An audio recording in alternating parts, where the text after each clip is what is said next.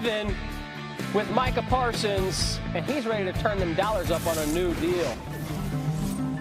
It's time for the Fowler Files. Jeremy Fowler, fresh off of dominating the paint at a local pickup, ready to do his day job as NFL insider here.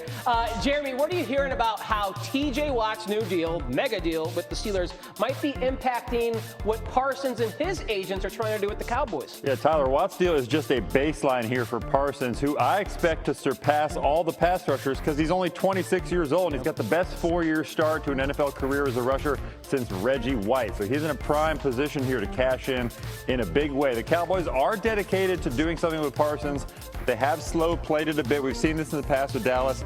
Could be similar to CeeDee Lamb, who got his deal last year in about late August or so. I think the frustration from Parsons' side is more like, hey, we could do something special here as a team. I want to get going, get this deal done and pass. But he knows the game. He knows it's going to take a little bit of time here. All right, Parsons not the only big name looking for a new contract. What can you tell us about some other players in that position, starting with Cincinnati's Trey Hendrickson? Yeah, Trey Hendrickson, this situation is a bit sticky because we got training camp coming up. He would love to have a new deal, not only a new deal, but a long-term commitment. The sides have been talking over the summer, which is a good sign, but they haven't made major progress to the point where this situation is imminent. And so Hendrickson just wants a deal commensurate with his skill set as one of the top pass rushers. He doesn't necessarily need to be the highest paid, but he needs something that's a higher uptick than where he's at for sure. So we'll see if Cincinnati can bridge the gap. See Aiden Hutchinson here. I'm going to throw his name in the hat with these pass rushers making serious coin. He's only 3 years into his rookie contract, has 2 years left, but he will be in that group. He's going to get a major deal at some point. Maybe it's mid-season, maybe it's even after the year, but he will cash in. He's considered in that elite group already, even though he had that bad injury last year. He's coming back from it.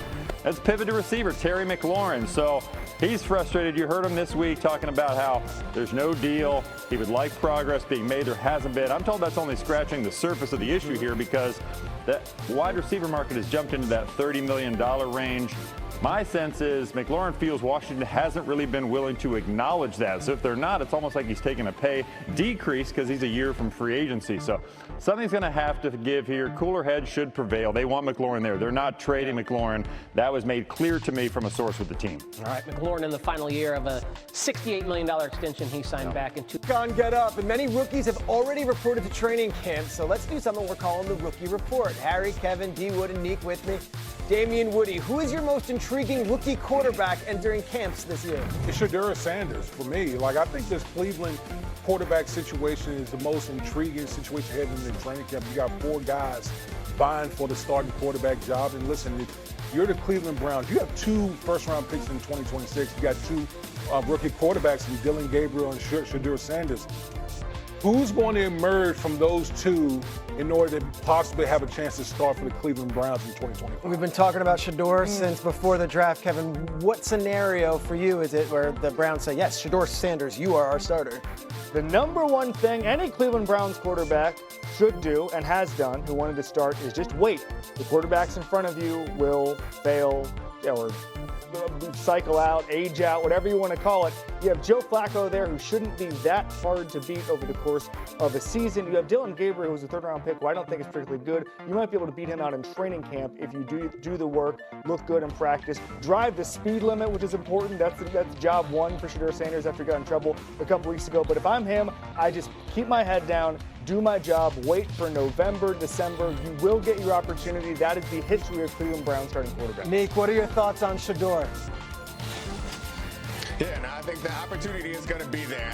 I don't think it's as easy as Kevin thinks to beat out Joe Flacco immediately. I think that particularly in that place, they're looking forward to a chance to get behind a quarterback that's going to take some shots downfield and make some big plays. But I do think that for all the rookie quarterbacks, particularly ones with big names like Shedeur Sanders and with a resume of some college success, he's going to get a chance. They're not going to go through this season and never put him in the game because it's likely that they're going to be in position to draft another quarterback quarterback next year. We all know it's the most important position. And Kevin's right. He needs to be ready for his opportunity because he's going to get it, because the Browns are going to want to know before this season is over, do they have their quarterback of the future in the building? Because they might be in the draft next year, high again next year, drafting someone else. Really well said. Harry, it might not be if, it might just be when. Give me a date, a time in the schedule where you think you could see Shedeur Sanders starting. Yeah, I'm going to go Game 7 versus the Miami Dolphins. Okay. And they have a 3-game stretch where they play the Dolphins, they play the Patriots, and then also they play, I'm trying to remember, the New York Jets.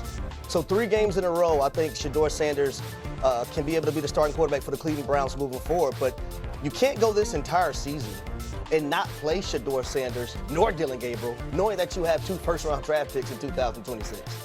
That'd be, I would say, organizational malpractice. It's a 5th-round pick. It's not like they took him in the 1st round.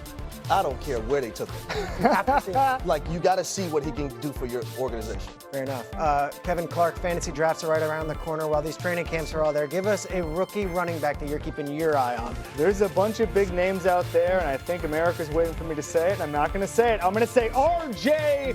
Harvey. Let's do R.J. Harvey stat time. America is crying out for it. 55 runs of 10 or more yards for Ashton Genty last year. Special, right? Probably dominated, right? Nobody even close. Wrong. R.J. Harvey had 54, 69 forced missed tackles, top 10 in the country in Power 4. R.J. Harvey special. He goes to Denver. Sean Payton's going to know how to utilize him. They need a weapon to emerge. R.J. Harvey is going to matter in January on a stacked Broncos team. I love it. Harry, you played on a lot of great Falcons teams. The Saints were the rivals. Sean Payton was the head coach of those teams. How does Sean Payton use his running backs, and why does R.J. Harvey fit so well? So he loves to do it by committee, and I can't help but think about the days when they had Pierre Thomas. You also have Mark Ingram and Darren Sproles all in the running back room together, and Sean Payton utilized all those guys to the best of their abilities in their skill set. He never exploited their weaknesses, and I just love Sean Payton making this draft pick because I thought this was a glaring need for the Denver Broncos in 2025, along with the tight end position. But R.J. Harvey is a guy that's low center of gravity. He can hide behind offensive linemen, and he's not just a guy that you can hand the football to, but you can also get the football to in the pass game. So you can utilize him in multiple ways, and I love what he brings to the table for the Denver Broncos for 2025. I challenge you folks to find another show talking R.J. Harvey in the second conversation of the morning. That's what we do. Let's get back to the NFC, though. Neek, give us a wide receiver that you're keeping your eye on that is a first-year player. Yeah, I like Luther Burden III, who I think going to the Bears, the situation, he had a season, 1,000-yard season 2 years ago, and he had a little bit of a down year, which I think is part of the reason why he slid. But I think in the Ben Johnson system, a player like this who's explosive and can make plays after the catch is going to be someone that they're going to look forward to getting him the ball early and letting him make big plays. I'm really excited to see how they use him in that offense, because it all boils down to the talent of the player, the talent of the quarterback, and the talent of the play designer, and I think all those things match up pretty well in Chicago with Luther Burden. Neek, we've been talking all week here about the other 3 teams in the NFC North. What's the ceiling for the Chicago Bears in that division this year? Yeah, I think the Bears are going to win the division. I know I'm alone on this island. I like it. I like it.